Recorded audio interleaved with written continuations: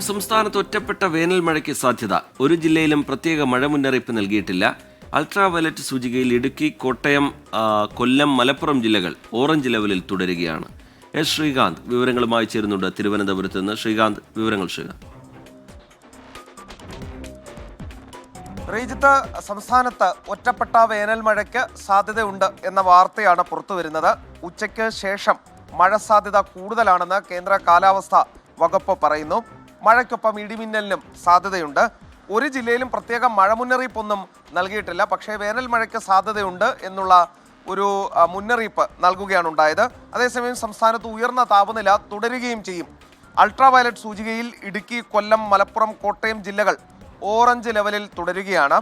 കേന്ദ്ര കാലാവസ്ഥാ വകുപ്പിന്റെ കണക്കനുസരിച്ച് ഏറ്റവും കൂടുതൽ വേനൽ മഴ ലഭിച്ചതും ഈ വർഷമാണെന്നാണ് പറയുന്നത്. എന്നിട്ടും ചൂടിന് ശമനമില്ല.